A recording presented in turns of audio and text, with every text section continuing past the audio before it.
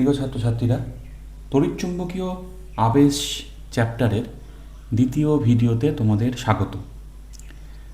Already আমরা আগের চ্যাপ্টারে আগের ভিডিওতে আমরা ফ্যারাডের দুখানা সূত্র আর লেঞ্জের সূত্র সম্পর্কে জেনেছি এবং আবিষ্ট তড়িৎচালক বলের যে রাশিমালা ই সমান মাইনাস ডিফাই ডিটি সেটা সম্পর্কেও আমাদের জানা হয়ে গেছে। আজকে তার অ্যাপ্লিকেশানে আসব। ফার্স্ট অ্যাপ্লিকেশান, চৌম্বক ক্ষেত্রের মধ্যে গতিশীল ঋজু পরিবাহী, এবং এই পরিবাহীটা গতিশীল হলে তার মধ্যে নিশ্চয় বুঝতে পারছো তড়িৎচালক বলের আবেশ হবে। তো সেই তড়িৎচালক বলের মান কত সেইটা নিয়ে ভাবব। তো ধরে নাও এই বইয়ের খাতার পৃষ্ঠা জুড়ে সুষম চৌম্বক ক্ষেত্র বিরাজমান, এবং সেই চৌম্বক ক্ষেত্র আমি এভাবে আঁকছি সব জায়গাতে। এটার মিনিং কি? এটার মিনিং হচ্ছে চৌম্বক ক্ষেত্র এই পৃষ্ঠার সঙ্গে লম্বালম্বিভাবে প্রবেশ করছে ভিতর দিকে। তাহলে এই চৌম্বক ক্ষেত্রের, এই সুষম চৌম্বক ক্ষেত্রের মান ধরে নাও বি। এবার এর মধ্যে দিয়ে ধরো একটা ঋজু দণ্ড যার লেন্থ এল, সেটা এদিকে ভি বেগে গতিশীল। তাহলে যদি আমি টি সময়ের কথা ভাবি, টি সময়ে এই দণ্ডটা সামনে কিছুটা দূরত্ব এগোবে। কত দূরত্ব এগোবে? না, ভি ইন্টু টি, বেগ ইন্টু সময় দিয়ে এই অবস্থানে ধরো আসলো। তাহলে যে ক্ষেত্রফলটা সে অতিক্রম করে গেল সেটা হচ্ছে এটা, এবং ক্ষেত্রফলের তলের সঙ্গে চৌম্বক ক্ষেত্র 90 ডিগ্রি, তল ভেক্টরের সঙ্গে 0 ডিগ্রি। তাহলে কত ফ্লাক্স অতিক্রম করে গেল, ফ্লাক্সের পরিবর্তনটা কত হলো কী করে পাবো? সোজা কথায় এই ক্ষেত্রফলের সঙ্গে বিকে গুণ করে দিলেই হবে। ক্ষেত্রফলটা কত? এদিকের লেন্থ ভিটি, এদিকের লেন্থ দণ্ডটার দৈর্ঘ্য এল। তাহলে এল ইন্টু ভিটি, এর সঙ্গে গুণ করে দিলাম বি।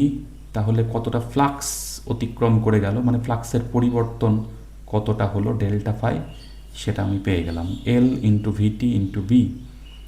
তাহলে আবিষ্ট তড়িৎচালক বল ই সমান কি? ফ্লাক্স পরিবর্তনের হারের সঙ্গে সমান হচ্ছে, ই সমান কি? মাইনাস আমরা শিখেছি ডিফাই ডিটি। তাহলে এখানে ডিফাই ফ্লাক্সের পরিবর্তন কত? এল ইন্টু ভিটি ইন্টু বি। আর সময়ের ব্যাপারটা কি? সময় তো টি ধরা হয়েছে, তাহলে ডেল্টা ডিটি এর জায়গায় আমি টি লিখলাম। তাহলে কেটে গিয়ে কত হলো? আর মাইনাস চিহ্নটাকে অগ্রাহ্য করো, অবশ্যই মাইনাস চিহ্নের গুরুত্ব আছে দিকের জন্য। এখানে যদি মান নিয়ে আলোচনা করি তাহলে মাইনাস চিহ্ন আর লিখছি না। তাহলে হয়ে গেল টি কেটে গিয়ে B into V into L. আমি এইভাবে লিখছি বি ভেল। ভিভেল বলে একটা সাবান ছিল, তাহলে সেই সাবানের নামটা যদি মনে রাখি তাহলেই বুঝে যাব আবিষ্ট তড়িৎচালক বলের রাশিমালা কি? বিভেল। ভিভেল না, bevel, B into V into এল।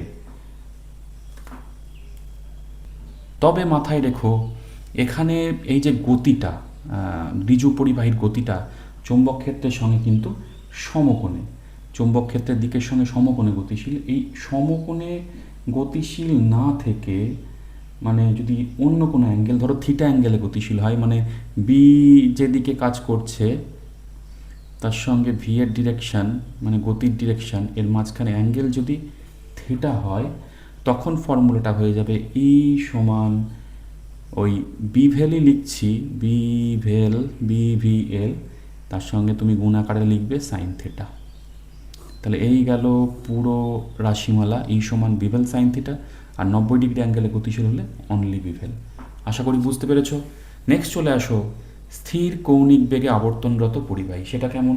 সেটা হচ্ছে এরকমই একটা ঋজু পরিবাহী আছে, একটা ঋজু পরিবাহী, ধরো তার দৈর্ঘ্য এর মতোই এল, কিন্তু তার একটা প্রান্তকে কেন্দ্র করে সে কিন্তু বৃত্তাকার পথে ঘুরছে কৌণিক বেগে, স্থির কৌণিক বেগে। তাহলে সমকৌণিক বেগে সে গতিশীল। কৌণিক বেগটা কত ধরলাম? ওমেগা। তাহলে এর মধ্যেও নিশ্চয়ই তড়িৎচালক বলের আবেশ হবে। ধরে নাও এখানেও ওই চৌম্বক ক্ষেত্র কোন দিকে, এই ক্রস হোক বা ডট হোক, চৌম্বক ক্ষেত্র সুষম, এবং সেটা এই যে তলে এই দণ্ডটা ঘুরছে তার সঙ্গে 90 ডিগ্রি অ্যাঙ্গেলে। তাহলে আবিষ্ট তড়িৎচালক বল কী করে পাবো?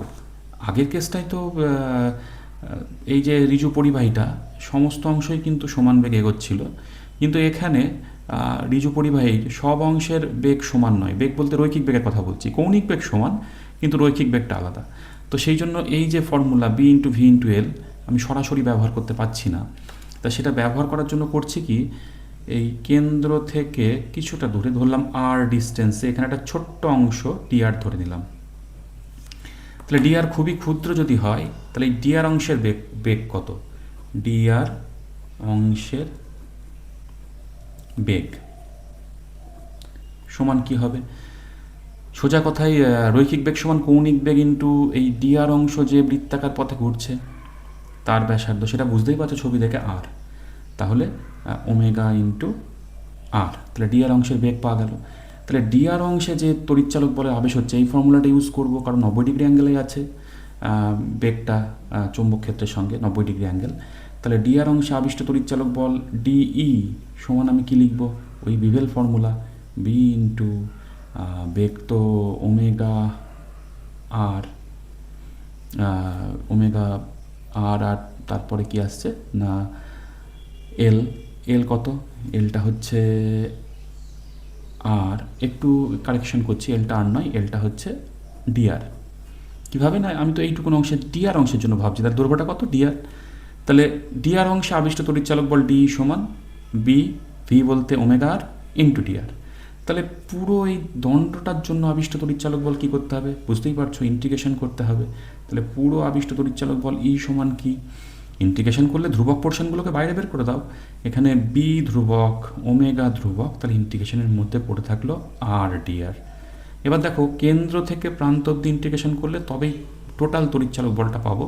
কেন্দ্র মানে আর এর ভ্যালু কত? 0, আর প্রান্ত মানে এখানে পৌঁছেছি মানে আর এর ভ্যালুটা কত না এই এল, মানে দণ্ডের দৈর্ঘ্য। তাহলে 0 থেকে এল অব্দি ইন্টিগ্রেশন করতে হবে।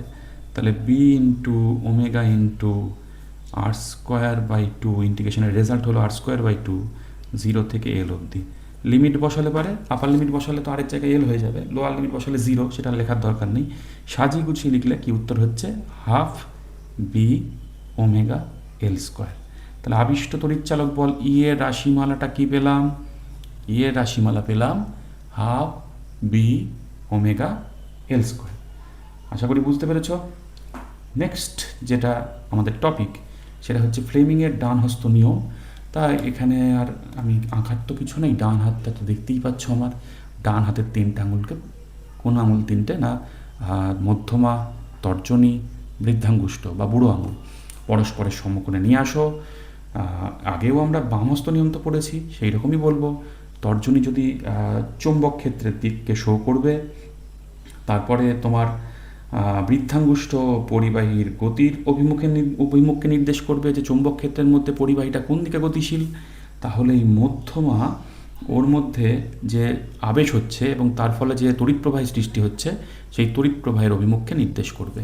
তাহলে তর্জনী চৌম্বক ক্ষেত্রের অভিমুখ, বৃদ্ধাঙ্গুষ্ঠ পরিবাহীর গতির অভিমুখ, আর মধ্যমা কিসের না তড়িৎ প্রবাহের অভিমুখকে নির্দেশ করছে।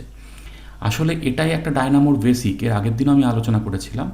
তাহলে সেই জন্য এই ডানহস্ত নিয়মটাকে কিন্তু তুমি ডায়নামো নিয়মও বলতে পারো। যে ডায়নামোর বেসিক কেন বলছি, যে ওই চৌম্বক ক্ষেত্রের মধ্যে পরিবাহী গতিশীল এবং তার ফলে পরিবাহীতে তড়িৎচালক বলের আবেশ হচ্ছে, যেটা প্রথম ফ্যারাডে করে দেখিয়েছিলেন। তাহলে ডায়নামোর বেসিক ব্যাপার এটাই, এবং এই সূত্র অনুসারেই তড়িৎ প্রবাহের দিক নির্ধারিত হচ্ছে। সেই জন্য ফ্লেমিংয়ের ডানহস্ত নিয়মটাকে আমরা ডায়নামো নিয়মও বলতে পারি। মাথায় রেখো, ডয়ে ডান, ডয়ে ডায়নামো, ডানহস্ত নিয়ম তো ডায়নামো নিয়ম। তাহলে বামহস্ত নিয়মটা কী নিয়ম ছিল? উল্টো কেস, মোটর নিয়ম। আশা করি মাথায় থাকবে। তাহলে ফ্লেমিংয়ের ডানহস্ত নিয়মের ব্যাপারটা আমাদের হয়ে গেল। এইবার একটা বিশেষ বিষয় নিয়ে আলোচনা করব, যেটাকে বলি ঘূর্ণি প্রবাহ বা এডি কারেন্ট। এটা ব্যাপারটা কি? ব্যাপারটা হচ্ছে, ধরো কোনো তড়িৎ চুম্বক বানিয়েছি বা কোনো ট্রান্সফর্মার বানিয়েছি, সেখানে বি এর মান বাড়ানোর জন্য এই যে কুণ্ডলীগুলো থাকে, বিভিন্ন তড়িৎ চুম্বক হোক বা ট্রান্সফর্মার হোক, সেখানে তারের কুণ্ডলী থাকে। তার ভিতরে একটা শূন্যস্থান না রেখে একটা অয়স্চুম্বক পদার্থের কোর দেওয়া হয়, মজ্জা তৈরি করে দেওয়া হয়, কী দিয়ে না অয়স্চুম্বক পদার্থ দিয়ে। এবার ট্রান্সফর্মার বা তড়িৎ চুম্বকের পদার্থের মধ্যে দিয়ে যদি পরিবর্তনশীল প্রবাহ যায়, তাহলে কোরের মধ্যে দিয়ে চৌম্বক ক্ষেত্র তৈরি হবে। এবার পরিবর্তনশীল প্রবাহ তো চৌম্বক ক্ষেত্রটাও পরিবর্তনশীল, তার ফলে এই কোরে পরিবর্তনশীল প্রবাহের সৃষ্টি হচ্ছে, পরিবর্তনশীল ফ্লাক্স পাচ্ছে এই কোরটা।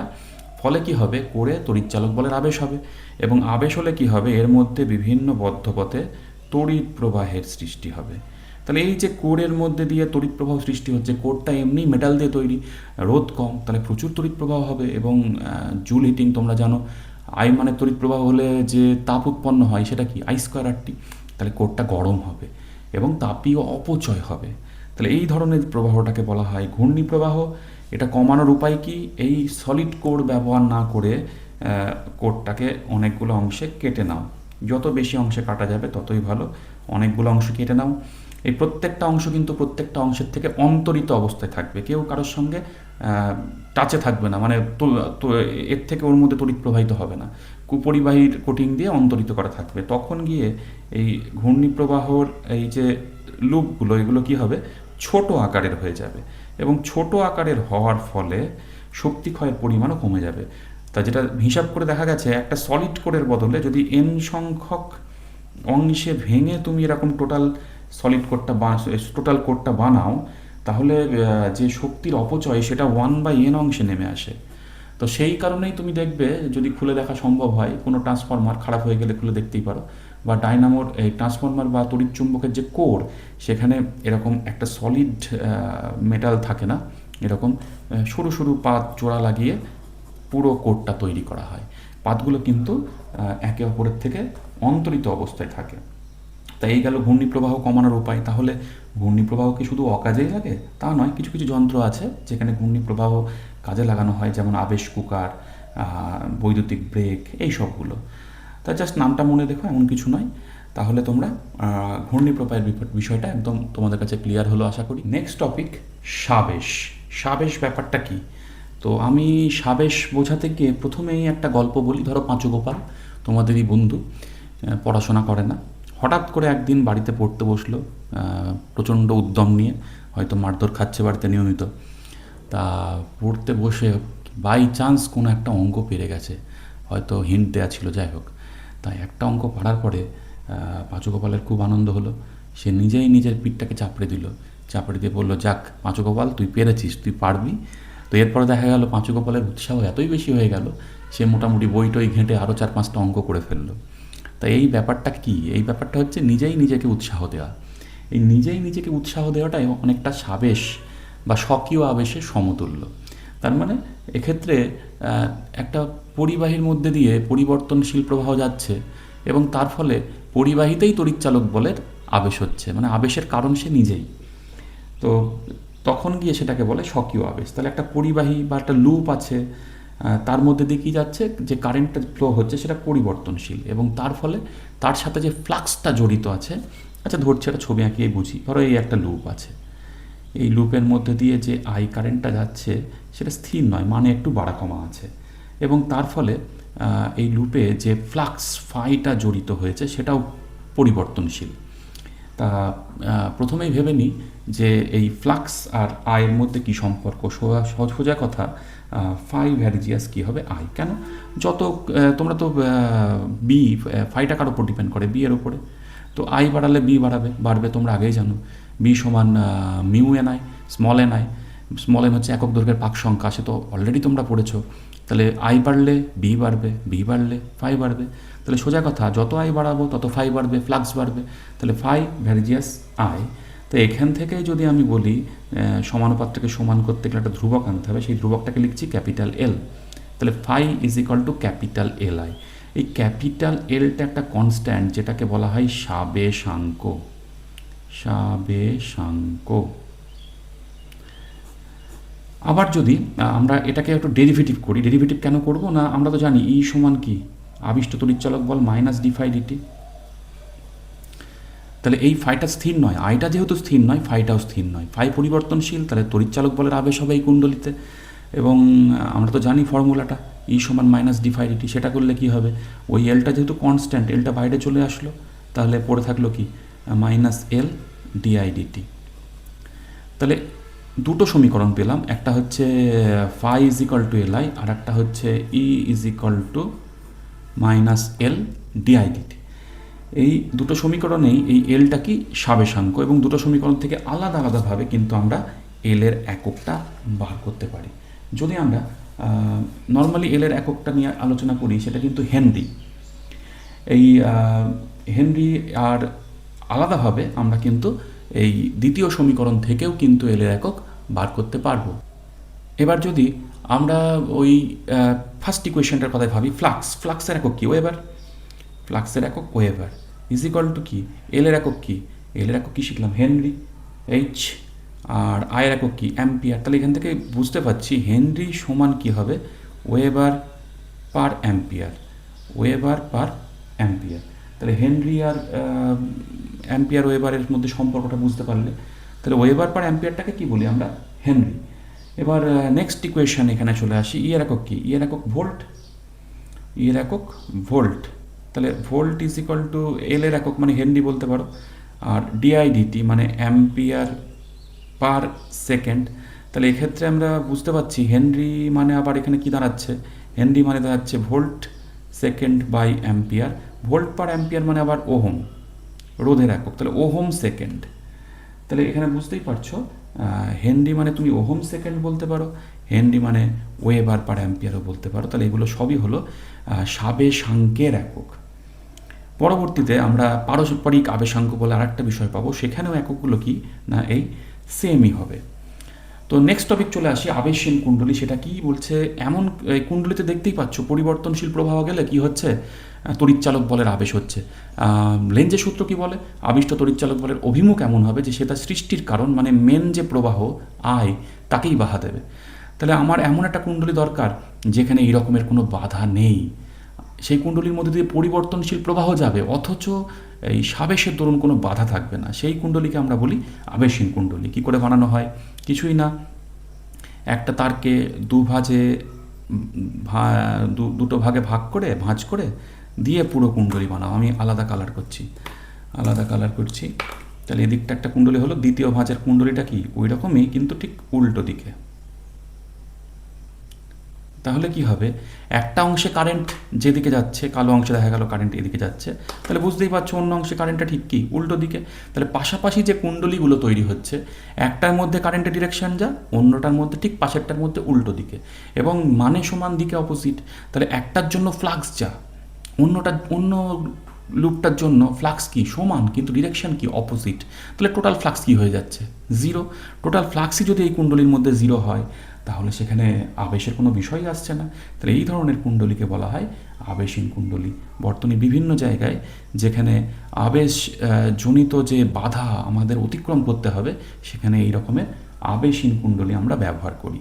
তো এরই একটা এক্সাম্পল চোখ এমন একটা কুণ্ডলী যার তোমার ওই রোধ না, আমি একটু ভুল বলছি, আবেশহীন কুণ্ডলী নয় চোখ হচ্ছে একটা এমন কুণ্ডলী যার আবেশ আবার উচ্চ। তার নিশ্চয়ই এরকম হবে না। আর সাবেশাঙ্কের মান উচ্চ মানে এল উচ্চ, সাবেশাঙ্কের মান উচ্চ কিন্তু এর রোধ কম, আর কম। তাহলে উচ্চ সাবেশাঙ্ক কিন্তু নিম্ন রোধ, তার সেই রকম কুণ্ডলীকে কি বলে? চোখ। কোনো একটা বর্তনীতে দেখা গেল আমার উচ্চ বাধা দরকার, উচ্চমানের বাধা দরকার প্রবাহের বিরুদ্ধে। তাহলে সেখানে কিন্তু উচ্চমানের বাধা যদি রোধটার মান বাড়িয়ে ক্রিয়েট করি তাহলে কি হবে? ওখানে ভোল্টেজ ড্রপটা বেশি হবে এবং দেখা গেল ওখানে অপচয়টাও বেশি হচ্ছে একই প্রবাহের জন্য। তাহলে সেটা করতে গিয়ে অসুবিধা। তাহলে আমরা কি করলাম? উচ্চ সাবেশাঙ্কের, এটা কিন্তু এসি সার্কিটের কথা বলছি, ডিসি হলে তো সাবেশাঙ্কের কোনো ভূমিকাই থাকবে না। উচ্চ সাবেশাঙ্কে যদি বর্তনীটা বানাই তাহলে কার্যকর বাধা এই যে বিরুদ্ধ তড়িৎচালক বলের আবেশ হচ্ছে, তার ফলে বর্তনীর কার্যকর বাধা কী হবে? অনেক বেশি হবে। কিন্তু বর্তনীর রোধটা কি? রোধ তো কম।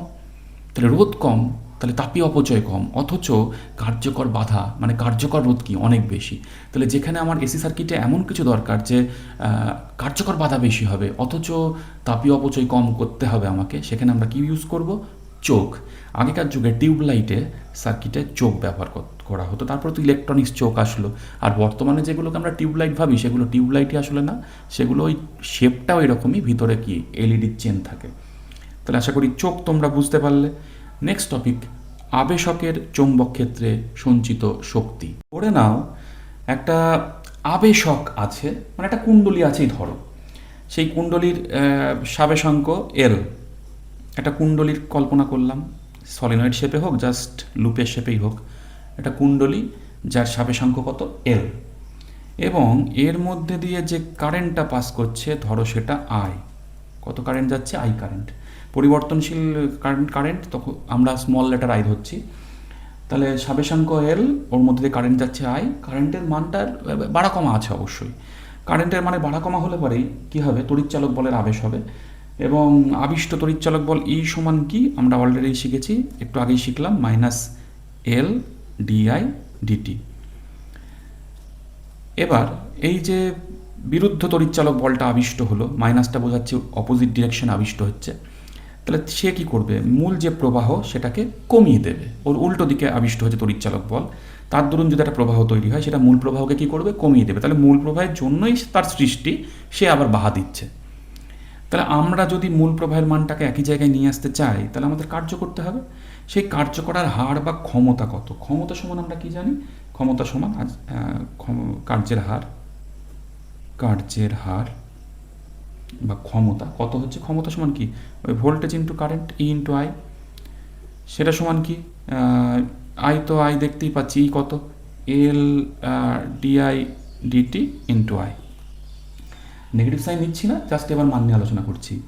তাহলে কার্যের হার যদি এটা হয়, তাহলে কার্য কত, কার্য কত হচ্ছে, অবশ্যই এখানে যেহেতু এই ক্ষুদ্র ডিটি সময়ে ডিআই পরিবর্তন হয়েছে, তাহলে ক্ষুদ্র কার্যের কথাই বলবো, ডিডাব্লিউ, সেটা সব সমান কত, এই ই ইন্টু আইকে আমাকে গুণ করতে হবে কি দিয়ে, গুণ করতে হবে ওই ক্ষুদ্র সময় ডিটি দিয়ে। তাহলে কত হচ্ছে, এল, আইটাকে আগে লিখলাম, এল আই ডিআই। তাহলে টোটাল কার্য সেটা সমান কী হবে, নিশ্চয়ই বুঝতে পারছো, এই ইন্টিগ্রেশন করতে হবে। এল তো কনস্ট্যান্ট বাইরে চলে আসলো, ভিতরে থাকলো আই টিআই। আমরা টোটাল কার্য বলতে কি বোঝাতে চেয়েছি, ধরো কারেন্টের মানটা প্রথমে 0 ছিল, সেখান থেকে বাড়িয়ে আমি ক্যাপিটাল আই মানে নিয়ে গিয়ে ফিক্সড করব। তাহলে lower limit 0, upper limit I, তাহলে কি দাঁড়ালো ইন্টিগ্রেশনের রেজাল্ট, বুঝতেই পারছো, এটা আই স্কোয়ার বাই 2 হবে, আপার লিমিট বসালে স্মল আইয়ের জায়গায় ক্যাপিটাল আই হবে, লোয়ার লিমিটে 0 লিখলাম না।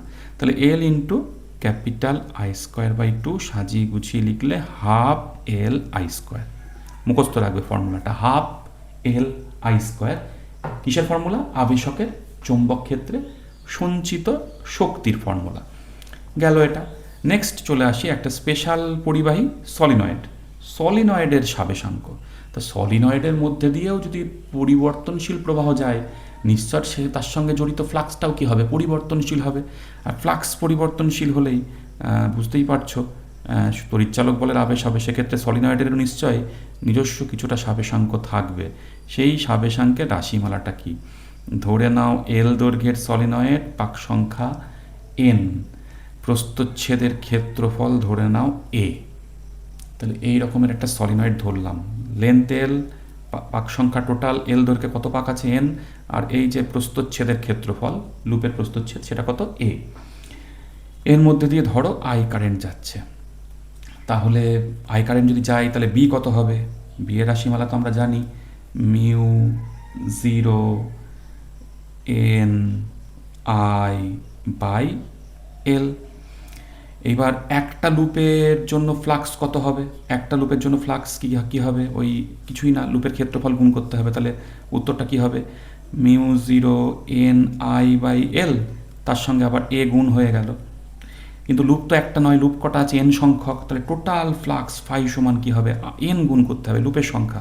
তাহলে কী দাঁড়ালো, mu 0 N square A I by L, এটা হলো টোটাল ফ্লাক্স।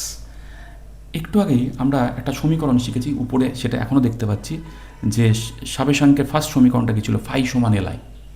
তাহলে এল সমান কি, ফাই বাই আই, তাহলে টোটাল ফ্লাক্সকে কারেন্ট দিয়ে ভাগ করলে কিন্তু সাবেশাঙ্ক এল পাবো। তাহলে এল সমান কি, ফাই বাই আই, সেটা করলে কি, mu 0 N square A by L. তাহলে এইটা হয়ে গেল আমাদের সাবেশাঙ্কের ফর্মুলা, কার জন্য না, সলিনয়েডের জন্য, mu 0 N square A by L. আশা করি ব্যাপারটা ক্লিয়ার। চলে আসি সলিনয়েডের ওই যে ভিতরে যে চৌম্বক ক্ষেত্র তৈরি হলো তার শক্তি ঘনত্বে। তাহলে শক্তি ঘনত্ব কী করে বার করবো, দেখো কী কী জিনিস আমরা জানি একটু দেখে নিই। প্রথমে আমরা জানি ওই বি সমান কি, আগের পাতার ছবিটাই মাথায় রাখো, বি সমান কি, mu 0 N I by L.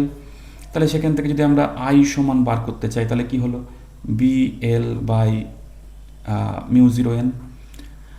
Next আমরা একটু এল সমান বার করি, একটু আগে এল আগের পাতাতেই মুখস্থ করেছি, এল সমান কি, mu 0 N square A by এখানে একটু স্মল এল ইউজ করি সলিনয়েডের দৈর্ঘ্যে, নাহলে এই সাবেশাঙ্কের ক্যাপিটাল এলের সঙ্গে না গুলিয়ে যাচ্ছে, তাহলে বাই স্মল এলটাকেই ভাবো সলিনয়েডের দৈর্ঘ্য।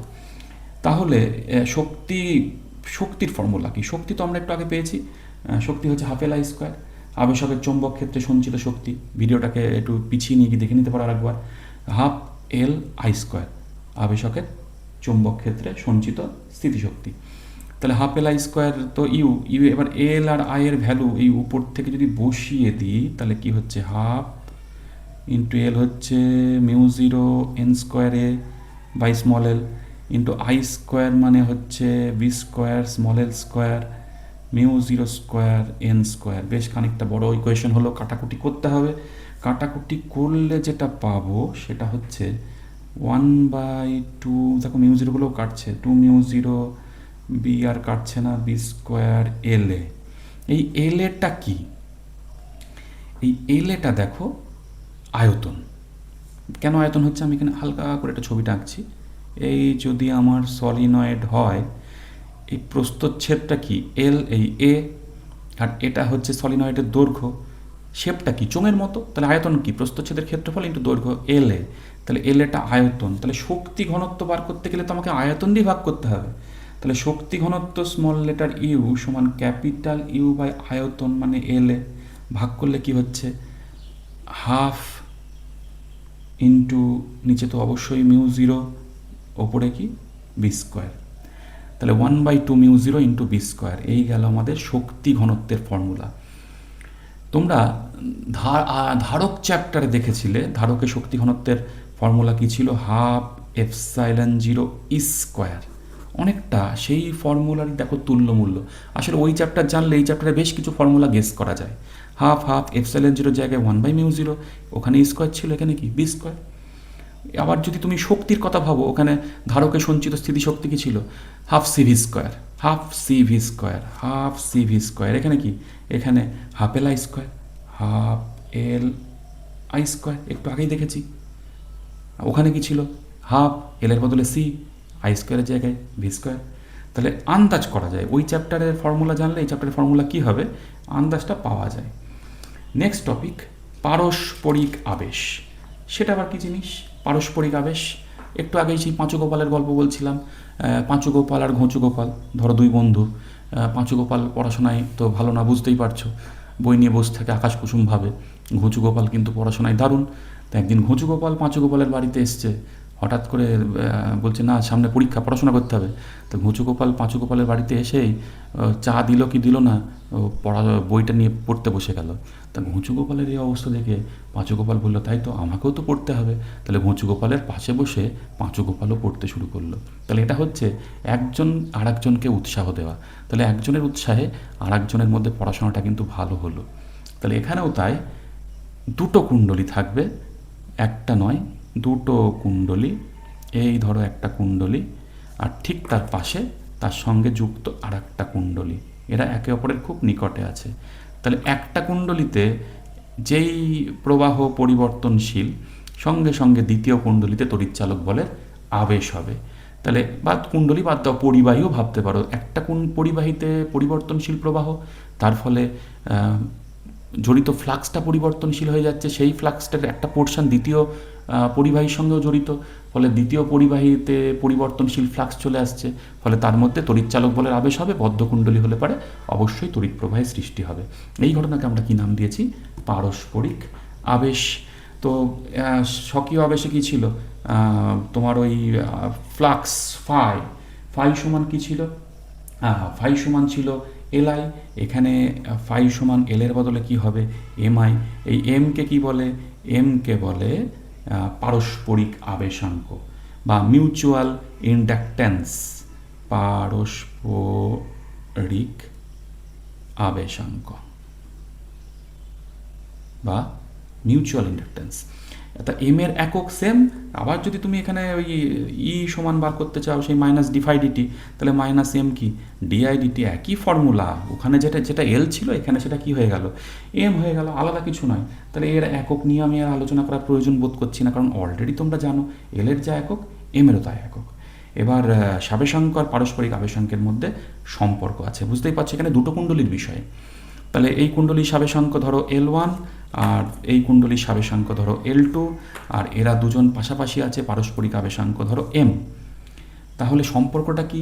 সম্পর্কটা হচ্ছে M is equal to K root over L1 L2, মুখস্থ রাখবো। M is equal to K root over L1 L2। এই কে কে কি বলে? সংযোগ ধ্রুবক। কে হলো সংযোগ ধ্রুবক। কুণ্ডলী দুটো যদি অঙ্গাঙ্গিভাবে জড়িত হয়, মানে একজন আর একজনের সাথে মিশে আছে, তখন গিয়ে কে এর ভ্যালু কী হয়? 1। তার মানে কে এর ভ্যালু কী হবে? 0 থেকে 1 অবধি হবে। যদি কুণ্ডলী দুটো পরস্পর থেকে অসীম ডিস্টেন্সে চলে যায়, একজন আর একজনের উপর প্রভাব না থাকে, তখন সংযোগ ধ্রুবকের ভ্যালু কত? 0। আর অঙ্গাঙ্গিভাবে জড়িত হলে 1। তো সেক্ষেত্রে তাহলে নর্মালি কুণ্ডলীগুলো অঙ্গাঙ্গি জড়িত হলে 1 তো হয় না, 1-এর কাছাকাছি হয় বাস্তব ক্ষেত্রে। সেই জন্য M নেয়ার equal to root over L1 L2 আমরা লিখতেই পারি। তাহলে এই গেল বিষয়। লাস্ট টপিক, দুটো সলিনয়েড একে অপরের সঙ্গে অঙ্গাঙ্গিভাবে জড়িত আছে এবং এদের মধ্যে যে মিউচুয়াল ইন্ডাকটেন্স বা পারস্পরিক আবেশাঙ্কের ভ্যালুটা কত হবে। তা দেখতেই পাচ্ছ, ধরো লাল কুণ্ডলীর পাক সংখ্যা কত? N1, ওরা স্মল l দৈর্ঘ্য জুড়ে একে অপরের সঙ্গে ওভারল্যাপড হয়ে আছে। নীল কুণ্ডলীর পাক সংখ্যা কত? N2। ধরো লাল কুণ্ডলীতে I1 কারেন্ট ফ্লো করছে, লাল কুণ্ডলীর মধ্যে দিয়ে I1 কারেন্ট যাচ্ছে। তাহলে যে চৌম্বক ক্ষেত্র তৈরি হবে সেটা কি হবে?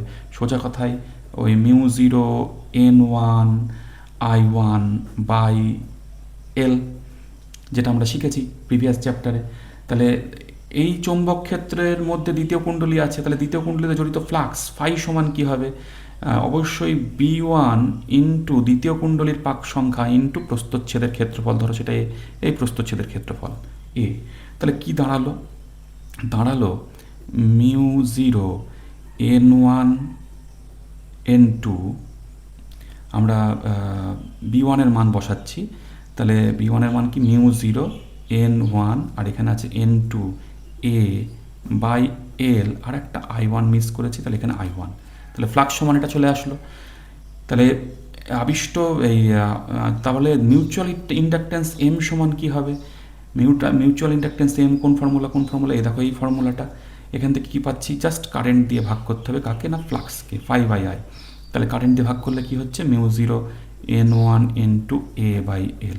তাহলে এই গেল অঙ্গাঙ্গিভাবে জড়িত দুটো সলিনয়েডের মিউচুয়াল ইন্ডাকটেন্সের ফর্মুলা। দেখো, একটা সলিনয়েড হলে পরে ফর্মুলা কী হয়? সেলফ ইন্ডাকটেন্সের μ0, ধরো প্রথমটা হলে কী হতো? N1 square A by L করতাম, দ্বিতীয় এটা L1, আর দ্বিতীয়টা হলে কী হতো? L2 কী হতো?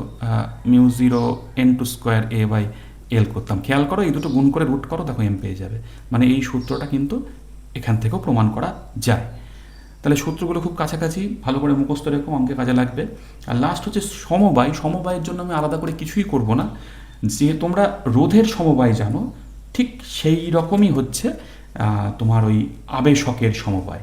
কি হবে না? শ্রেণী সমবায় থাকলে তুল্য সাবেশাঙ্ক L সমান কি হবে? জাস্ট যোগফল L1 L2, মানে তিনটে যদি পরপর শ্রেণী সমবায় থাকে, তিনটে আবেশক, তাহলে ওদের সাবেশাঙ্কগুলো যোগ হয়ে যাবে। আর সমান্তরাল সমবায় থাকলে কি হবে? সেই 1/L সমান 1/L1 plus 1/L2 plus 1/L3। তাহলে আলাদা করে আর ভিতরে আমি গেলাম না, তোমরা বইয়ে দেখবা ডিটেলস করা আছে, পড়তেই পারো কনসেপ্ট ক্লিয়ার করার জন্য। তবে আমাদের লাগবে এই ফর্মুলাগুলো, অত ডিটেলস আমি আর গেলাম না। তো এই গেল মোটামুটি চ্যাপ্টারটা। ভিডিওটা কয়েকবার দেখে নেবে, দেখে নেওয়ার পরে দেখবা চ্যাপ্টারে বেশ কিছু অঙ্ক আছে, অঙ্কগুলো কিন্তু করতে হবে। কোনো অসুবিধা হলে কমেন্ট করবে, আমি তার জন্য প্রয়োজনীয়তা থাকে অবশ্যই নতুন ভিডিও বানিয়ে পোস্ট করব। তাহলে এখানেই শেষ, সকলেই ভালো থেকো।